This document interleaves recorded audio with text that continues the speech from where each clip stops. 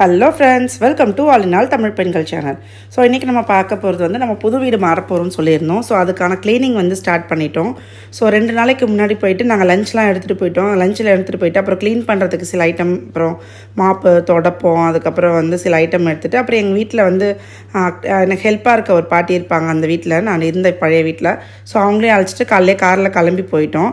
நீங்கள் பார்த்தீங்கன்னா தெரியும், அவ்வளோ டஸ்ட் இருந்தது. ஏன்னா வந்து ஃபுல்லாகவே அந்த சைட்டில் வந்து கன்ஸ்ட்ரக்ஷன் வந்து அடுத்தடுத்து நடந்துக்கிட்டே இருக்குது. ஸோ ஃபுல் ஸ்விங்கில் நடக்கிறதுனால நம்ம என்ன தான் க்ளீன் பண்ணாலும் உடனே அந்த டஸ்ட்டு, அந்த பில்டிங்கோட டஸ்ட்டு எல்லாமே வந்துடுது. ஸோ அதனால் வந்து நம்ம இன்றைக்கி தரவாக க்ளீன் பண்ணிடலாம் அப்படின்ட்டு ஒரு ரூமில் பார்த்திங்கன்னா இந்த எறும்பு வந்து ஃபுல்லாக வந்து அந்த மண்ணெல்லாம் நோண்டி வச்சுருந்தது. ஏன்னா அந்த ஹோல் இருந்ததுனால அது ரொம்ப டேமேஜ் பண்ணி வச்சுருந்தது. மற்ற எல்லாமே பார்த்திங்கன்னா பயங்கர டஸ்ட்டாக இருந்தது. ஸோ 2 நாளைக்கு முன்னாடியே போயிட்டு நம்ம க்ளீன் பண்ணிட்டோன்னா பால் காய்ச்சிட்டு, ஏன்னா நாங்கள் பிளான் பண்ணது என்னென்னு பார்த்திங்கன்னா ஃபஸ்ட் டே பால் காய்ச்சிட்டு செகண்ட் டே வந்துடலான்ற மாதிரி பிளான் பண்ணியிருந்தோம். ஸோ அதனால் வந்து அன்றைக்கி எல்லாருமே காலையில் லஞ்ச் எல்லாம் ப்ரிப்பேர் பண்ணி எடுத்துக்கிட்டு நாங்கள் கிளம்பிட்டோம். ஸோ ஃபுல்லாக வந்து க்ளீன் பண்ண ஸ்டார்ட் பண்ணியாச்சு. நான் க்ளீன் பண்ணிவிட்டு உங்களுக்கு நான் காட்டுறேன். ஸோ அதுக்கப்புறம் நம்மளோட வீடோட அப்டேட் பார்த்திங்கன்னா இவ்வளோ தான் இருக்குது. ஸோ இதுக்கப்புறம் நான் இன்னும் வீடியோ எடுத்துருக்கேன். நான் ஷிஃப்டிங் வேலைலாம் கொஞ்சம் நிறைய இருந்ததுனால நான் இன்னும் வீடியோ வந்து அப்லோட் பண்ணல, கொஞ்சம் லேட் ஆயிடுச்சு. நான் அதுக்கப்புறம் வர வீடியோஸில் உங்களுக்கு அப்டேட் கண்டினியூவாக கொடுக்குறேன்.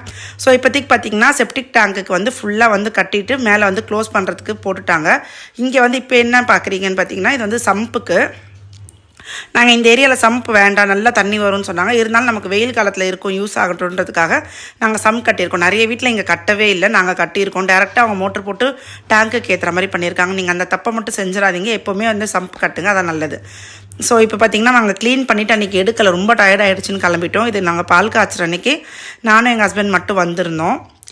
ஏன்னா வந்து வீட்டில் வந்து ரொம்ப எல்லாம் கொஞ்சம் பேக் பண்ணாமல் 75% எல்லாம் வந்து பேக் பண்ணாமல் ரொம்ப கிளம்ஸியாக இருந்தது. ஸோ டக்குன்னு வந்து எங்கள் வீட்டிலேருந்து ரொம்ப தூரம், ஒரு 30 கிலோமீட்டர்ஸ் தள்ளின்றதுனால டக்குன்னு காலையில் வந்து நம்ம பண்ணிட்டு போயிடலான்றதுக்காக நாங்கள் 2 பேர் மட்டும் வந்திருந்தோம். நீங்கள் இப்போ பார்த்தீங்கன்னா தெரியும், வீடு ஃபுல்லாக இன்றைக்கி க்ளீன் பண்ணிவிட்டு போயிருந்தோம். அதனால் கொஞ்சம் நீட்டாக இருக்குது யூஸ் பண்ணுறதுக்கு. நான் கரெக்டாக அன்றைக்கி காலையில் வந்து நான் பண்ணியிருந்தேன்னா என்னால் எதுவுமே பண்ண முடியாது. இந்த சிங்கில் இருக்க இது மட்டும் அவங்க பிரிக்காமல் விட்டுருந்தாங்க ஹவுஸ் ஓனர். ஸோ அதனால் வந்து இப்போ வந்து பிரிக்கிறதுக்கு ரொம்ப கஷ்டமாக இருக்குது. இதை பிரிக்கிறதுக்கு ஏதாவது ட்ரிக்ஸ் இருந்ததுன்னா எனக்கு கண்டிப்பாக கமெண்ட் செக்ஷனில் ஷேர் பண்ணுங்கள்.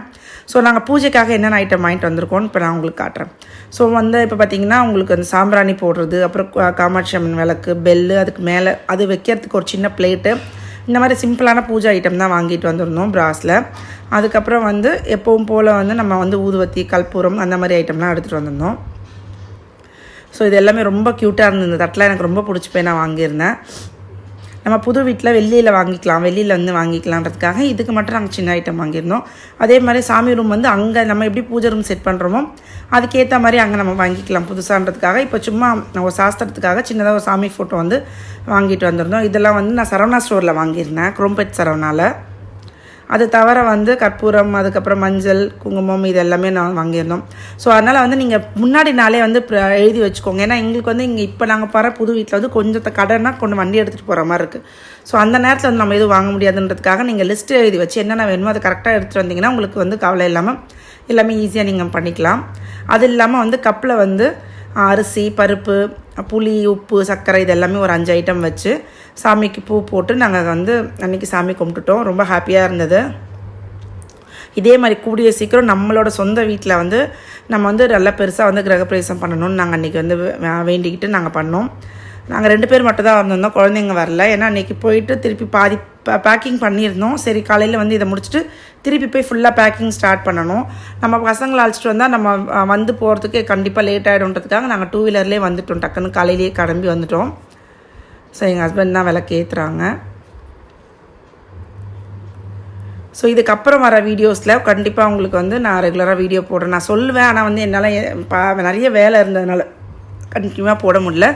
இப்போ பார்த்திங்கன்னா நான் உங்களுக்கு வீடியோஸ் போட நான் ஸ்டார்ட் பண்ணுறேன். நிறைய வீடியோ எடுத்து வச்சுருக்கேன், நான் இன்னும் எடிட் பண்ணி போடணும். ஸோ இதை முடிச்சுட்டு ஒன்று நம்ம அப்டேட் பண்ணலான்றதுக்காக நான் அப்படியே பேலன்ஸ் வச்சுருந்தேன்.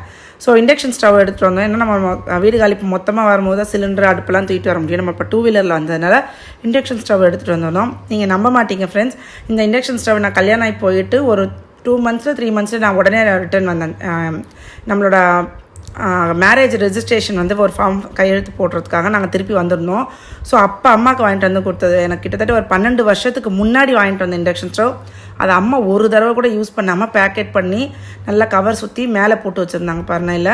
இப்போ வந்து ஒர்க் ஆகாதான்னு தெரிஞ்சு டக்குன்னு அதுக்கு முந்தின நாள் தான் எடுத்துகிட்டு வந்து கொடுத்தாங்க. ஆனால் பார்த்தீங்கன்னா 12 வருஷம் கழிச்சும் இன்னும் சூப்பராக ஒர்க் ஆகிருந்தது.